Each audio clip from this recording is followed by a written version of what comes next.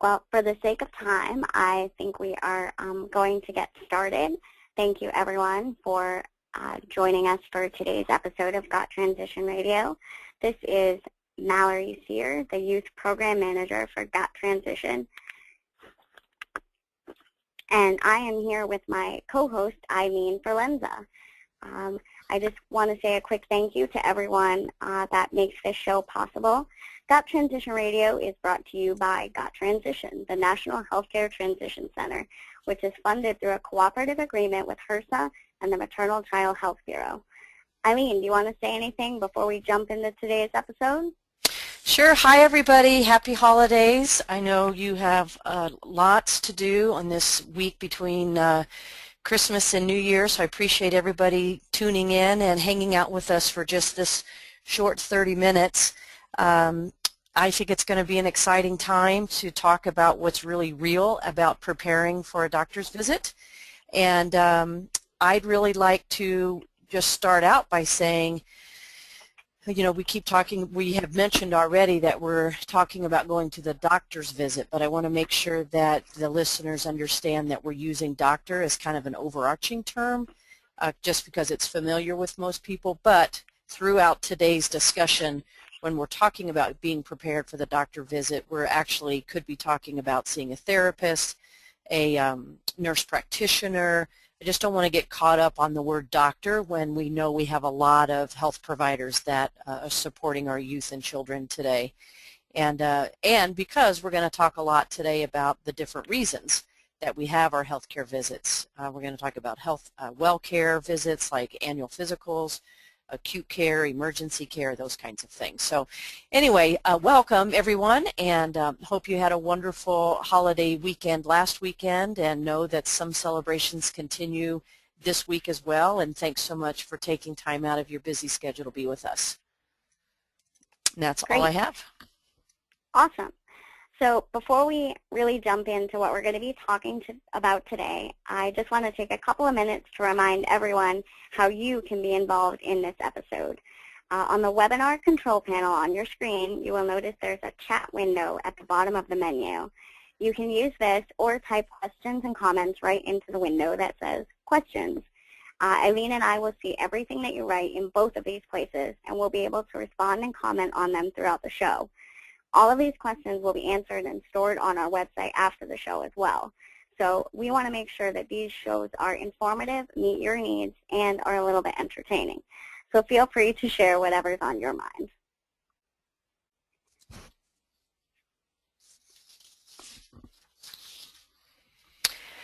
Yeah, thanks, Mallory, for that reminder. I just want to do a double check. Are you guys seeing the screen? Are we seeing the PowerPoint that's up with the first screen? Yes. That says episode 4? Great. Okay, just want to make sure that we're all good. Okay. So yeah, anyway, we just have so much to talk about, and I just want to make sure that we do this in a way that makes sense. So a lot of what Mallory and I talk about is that Mallory brings perspectives as both a youth with special health care needs herself as a 20-something-year-old and as a national expert on this topic. And I bring perspective as a parent of a child with complex health care needs as well as parenting young adults. I have 4 children.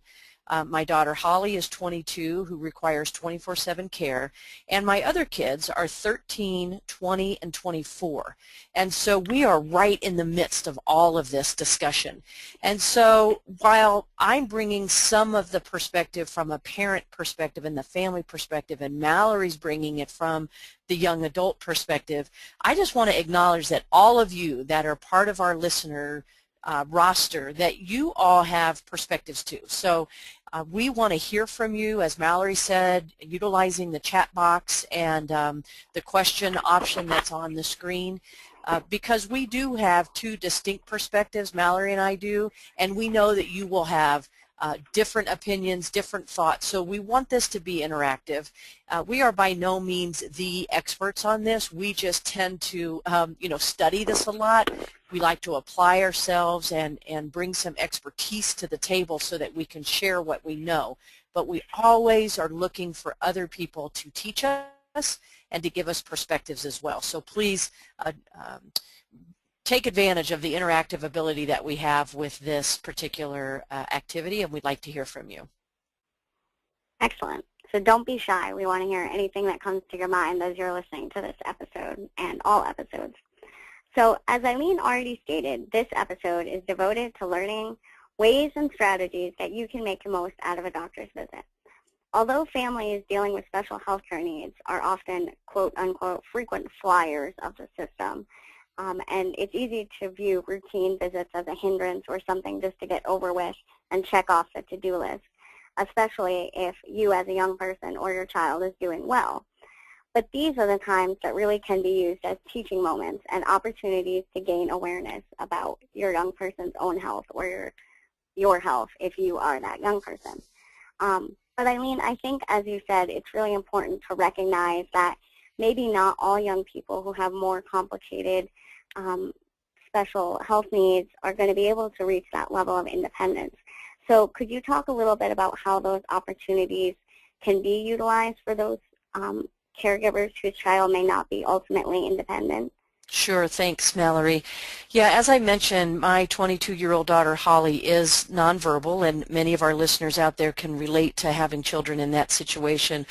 And so, as her mom, I have been her caregiver, and I've been navigating the health systems for a long time. And the preparation for this time in her life, I honestly can say, I remember having a conversation about her menstrual cycles when she was 4 years old, when the pediatrician and my family, including my mom and dad and some of my siblings, I mean, we really sat down and talked about what's it going to be like when she's an adolescent. What can we start thinking about now? And I'm not kidding. We started that about kindergarten, so like 5 years old. So it is interesting to note that parents who have children who are nonverbal, this is a tough time too as we're looking at this transition, because while the kiddo, the young adult, cannot express what they want and what they need in a vocal way, we know all of us as parents can read our kids in a different way. And so going through transition and preparing for the doctor visit is just as important for the parent to understand how to get prepared, how to move forward, and when we talk about transition and moving away from a pediatric healthcare system and into an adult healthcare system, sometimes that's just as difficult for parents. I know for me, I always feel like I'll always see Holly as my baby and my little one that needs help, and yet as she's gotten into her 20s, I'm like, wow, she really is a young woman. And it has shifted my whole way of looking with her and looking at her and partnering with her, and she's responded accordingly. So I think my point with this is that even when you have a kiddo who's nonverbal, the preparation is important and the communication is critical. And it's just as important for the nonverbal patient to go through these kinds of preparations and being ready for the visit. It just looks differently from a team perspective. Yep, excellent. So talking about preparation, a very important first step, maybe even in addition to scheduling the appointment together with the support person and the young adult, is to make sure that both parties understand why you're going. If it is a well visit, which is usually known as a physical or just a checkup, have a conversation about what that really means and how your body as a young adult or your child's body feels during that time. You can also compare to when you might have visited during a crisis or emergency and discuss what the differences were and what those symptoms were that made you realize together that it was a crisis situation. This could also be a good time to use a tool like a portable medical summary, or to start the conversation about independence, or see how much that young adult already knows. Or if, in the case, it is a young adult who may not have that independence, start thinking about the steps that are going to happen, like Eileen said, and what support team is going to be present for that and how those issues are going to be handled. This was really interesting for me to complete as I kind of got more seriously involved in this transition thing, I thought that I really knew a lot about my condition and my health, and I was pretty sure that I was the expert. But as I was working to fill out this resource, I found that even I was forgetting things like surgeries or hospital stays that had happened quite a long time ago. And to some people, that may seem ridiculous as to how you can forget, something like an operation or being admitted to the hospital. But to people who live it every day, and for years at a time, it really starts to blend together after a while, especially when you focus on really, living your life day to day and focusing on the positive. We tend to kind of, just get through those times and not really make them the center of our attention. So I highly recommend that anybody pursue filling that out with your young person, or even to kind of be more aware of your own health. So we have a link to the one that we use that got transition later in the resources slide, so you'll be able to download that. And if you have any problems, you can contact us, and we'll make sure you get a copy. So Eileen, what would you say are some steps that you have taken with your young adults to help them feel prepared for appointments? And I encourage our listeners as well, if there's anything particular that you do to feel prepared or help your young person feel prepared, we would really love to hear that. So feel free to share your ideas as well. Thanks. Yeah, for my other 3 kiddos, I think, what I talk to them about a lot is, I'm paying for their cell phone bill every month. I want them to use it. And they all have smartphones. So I want them to use their smartphone as a document retention source, basically. And so asking them to take notes on when they don't feel well. When my daughter was up in college, I wanted her to write it down so that when she went to the health clinic, I knew what was going on. And, what's going on with them mentally. We talked about this at our last show, how important mental health is for our young people, especially as they've gone off to school. So I've asked them to just take notes with, have it always accessible to them in their phone. Also is for them to understand how important it is for them to always carry their insurance card. Want them to understand that part of being a wise healthcare consumer is understanding the cost. They don't get to go to a movie and not show payment. They don't get to go bowling and not pull out their debit card. They don't get to go anywhere without paying for it. And so I want them to understand that part of being a wise healthcare consumer is understanding that this costs money. I think it's been this part of our issue in this country for years, is that we always say, oh, my insurance will pay for it, or my something will pay for it. Well, you know what? Insurance is basically, it's a cost in our country, and we're seeing that more and more. So I'm really hoping that my children will understand that as part of their transition going into adult health care is for them to understand that this costs money. So I'm adamant that they carry their health insurance card. Even my 13-year-old Michael, that yes, he has to carry that with him at all times, even if it's in his backpack, and understand that if he loses it, I'll laminate another copy and have him carry that with him. But I think a really poignant story with this was with my son Michael, and he was preparing. Let me see if I can pull something up to show you guys. I just changed the slide. Does that help? Can you guys see that? Yep, it's there. It's there? Okay. Okay. So this is Michael, and for those of you who can't see, I'll just let you know Michael is now 13, but when he was in like 5th or 6th grade and going into the 6th grade, he needed a physical to play baseball. And Michael needed to go to the doctor, get that annual exam, and then take his form back to his coach and back to the league so that he would have clearance to go. Well, it just so happened this was the exact same time we were switching providers. And we left our pediatrician that we had had since he was born and moving to a new physician group. So I told Michael it's so important for him as a 6th grader that he begin to understand that this is a relationship, and that his doctor was going to be someone that he would be relying on all through middle school and all through high school, because Michael is an athlete. And I know that Michael is going to experience injuries, he's going to have nutrition issues, he's going to have lots of questions that I wanted him to understand how important it is for him to have a relationship with his primary care provider.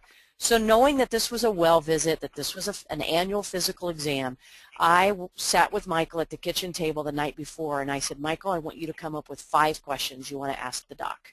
What is it that you want to ask the doctor so that you can begin to have a conversation, so that it's not the physician doing all of the guidance and talking, but that you're asking questions and you're being proactive about your own health care.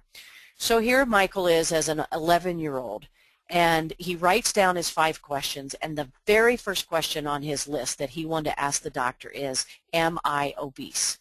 And I thought that was really amazing, that those health, public health messages going on at his school, it was working. He was wondering, what is obesity? And am I in that group? And how would I know? So that had a wonderful, robust conversation with the doc. The second question that Michael asked was, how can you make me run faster? Which I thought was a great, exact, relevant question for a 12-year-old going into 6th grade. What he wanted to know was, how do I become a better athlete? And so the doctor talked to him about nutrition and appropriate sleep and all of those kinds of things. So it was wonderful to see how Michael understood that having his own questions about his health, and in this case, this was not an acute care visit. This was not about Michael having a broken arm or a concussion from a football game. This was really about talking about his health and wellness, which I thought was critical. So Michael's now in 8th grade, so that was 3 years ago.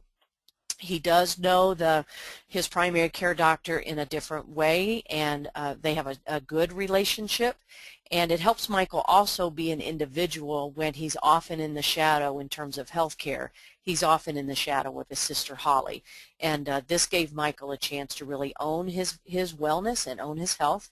And he understood what his role is as a healthcare consumer. And, one of the things that Michael also realized from that visit is that if and when he does have an injury on the football or the baseball field, he wants the doctor to know him as Michael, the healthy kid, and so that the doctor knows what his pain tolerance is, what his personality is like, so that when he is hurt and he comes in, the doctor knows better how to assess just how hurt he is, if you will, and just, have a better sense of who Michael is when he's not feeling well. So that was another piece that Michael reflected back to me about why that was really good and why that was important. So that was an example of, giving control, if you will, as a young person, and he was only 12 at the time, or 11, I guess, and that was teaching him about being prepared, being ready, and really establishing a relationship. So that's an example of what that looks like for a kiddo that does not have special health care needs, but just how critically important being prepared really is. So that's my story on that one, Mallory. Excellent. And I think it's funny that you mentioned to me that you were asking his permission, Michael's permission, to share this story, and he actually didn't even remember having the conversation. And I think that's kind of funny, as for us, that is really a great transition milestone. And for, the young adult, it was more like, okay, so I can play baseball again, great. And it kind of gets wiped from the memory. Mm-hmm. So I think that's really funny in terms of, priorities and how we think about things. But as you can see in that picture there, I know Michael, and he is a fabulous kid, and I love that story. So thanks so much. Thanks for sharing that. Yeah, I think that's glad great. we were able to snap a picture of the two of you last time you were in Denver, so that's really great. Huge fun. So we have a question actually from one of our listeners, and it kind of goes into what we're going to be talking about next. And it says, how do you prepare emotionally for a doctor's visit?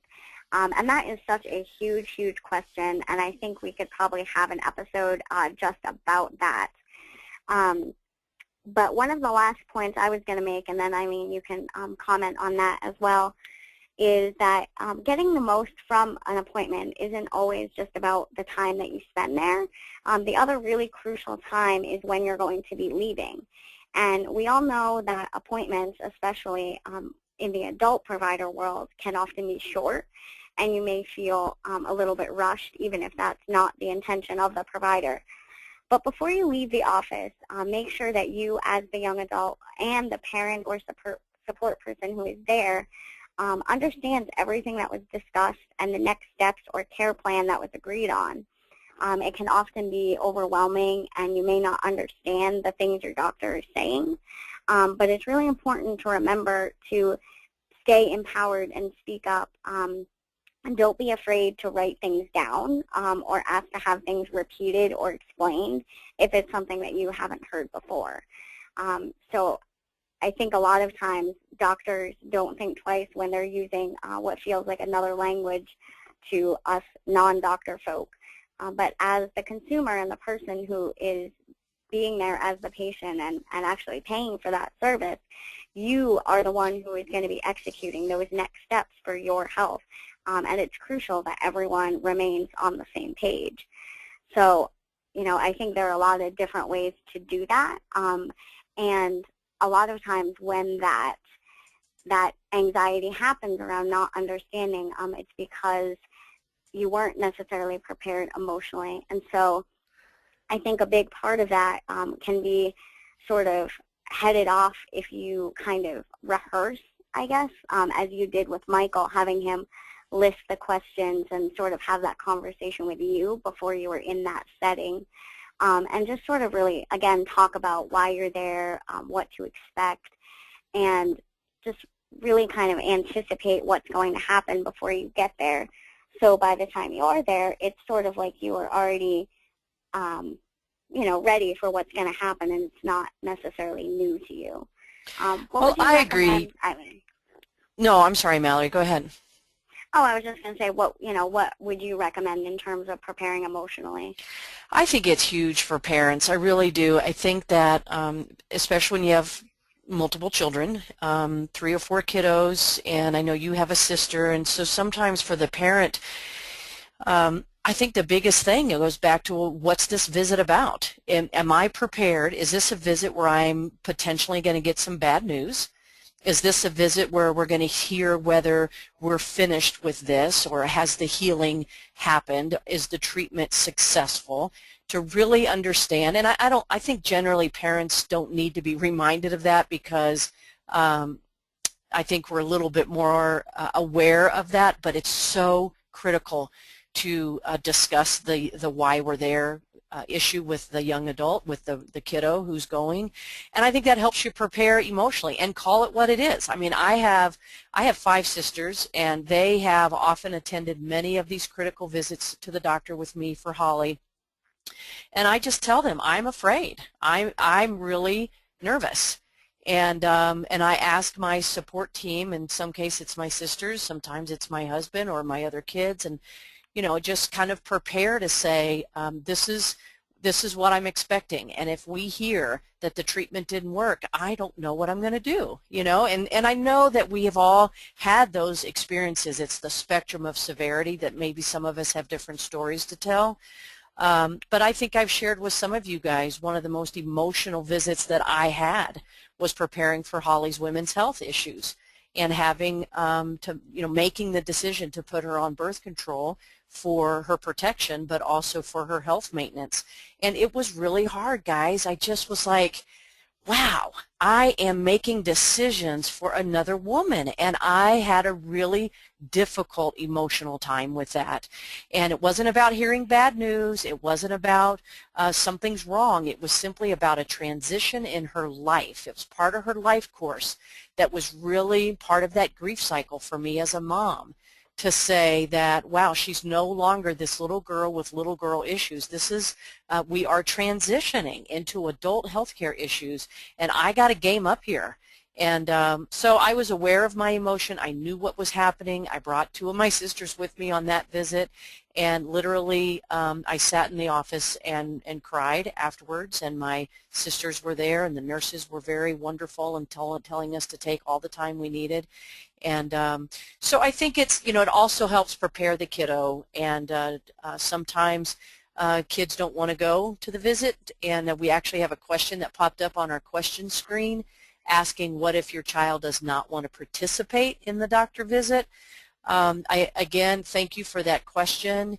I think that it has to do with do they understand why they're going, how it plays a part in their wellness, and is there a visit that they don't have to go to, and is it something that can be done by proxy with one another? But I think it's about understanding the why and the how, so that as a team we're better prepared. But Mallory, I don't know if you would prefer to answer that question about what if your child does not want to participate in the visit, if you Yeah. have any insight on that, as that was a question that has come up on our chat screen. Yeah, I'll definitely add to that. And I think my thoughts on that is sort of my overall thought on transition as a whole, and it comes back to meeting them where they're at. And as I was growing up, and my sister, in terms of healthcare transition, it was always sort of put out there for us to do things on our own, and my parents always gave us the opportunity during doctor's visits to say, you know, do you have anything you want to ask, and is there anything that's on your mind? And there were times when there weren't. There were times when I, you know, didn't feel like having that conversation, and then there were times when there were. And for me, versus my sister, we both had really different transition experiences where I, you know, was ready to do things sooner, and she sort of took to it a little slower.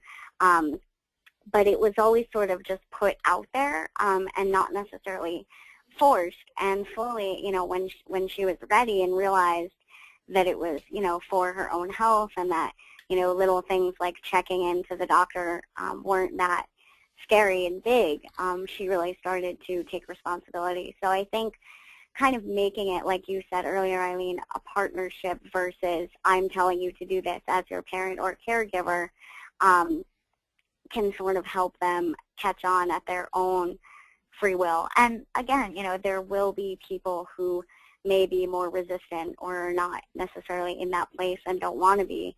And I think at that point, like you said, that's when the caregiver really has to be on board with what's happening, and making sure the young person understands the why and how it's going to benefit their health. So I think that's a really great question, and it's something that a lot of parents face, especially when their young person is in what our GOT transitioner partners call the dark side of the moon, in that black abyss of transition when you don't really know, you know, you don't want to take responsibility for anything, and you're kind of in that angsty phase. But, you know, I think just be supportive and give them the information so they can be informed consumers and eventually kind of take on those roles themselves. Mm-hmm. So with that, we are a couple minutes over. I know we started a couple minutes late, but I think we're actually going to have to wrap up if there are no further questions from our listeners.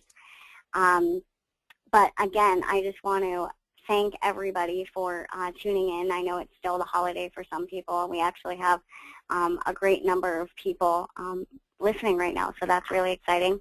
And as you'll see on the slide in front of you, we have listed the link to the portable medical summary that we talked about, and also a really great resource that's put out by a group in New York, which is a learning module about speaking up at a doctor's visit. And it's a really catchy kind of handout brochure type resource thingy that has some great questions to ask and to maybe go through with your young adult. And I actually was pretty engaged by it. So it's definitely worth taking a look. And it's part of a larger product if you have time or interest to pursue the other ones. The link is right there as well. So I would also encourage you after this episode to find us on Facebook and also now on Twitter to share your thoughts, ask questions that you may not have gotten a chance to ask. Our contact information is on the GOT Transition website. And again, your questions will be uploaded after we have a chance to go through them all. And please, as well, share any ideas you have for future episodes. We really want to make sure that your needs are met in this really interactive, fun form that we have developed and have every month. And also, you are able to register for the next episode already, which is going to be, when does transition begin, and is there such a thing as too early? We get that question a lot, and so we decided to tackle it in an episode, and I think it will be really great. And that is going to be on January 25th, 3 o'clock Eastern Time. So again, find us and like us and tweet us, and you can hear past episodes that you may have missed on iTunes or on our website under broadcast. So be sure to stay in the loop and be in touch in any way that you would like to. And Eileen, if you have any final thoughts, No, I just wish everybody a happy new year, and enjoy and think about having a healthy and wellness-focused year for 2012. And thank you so much for spending this time with us. And this episode is recorded like all of ours are, and we look forward to our next conversation in January. Thanks so much. So remember, every transition is unique, just like you, and we will talk to you in 2012. Thanks, everybody.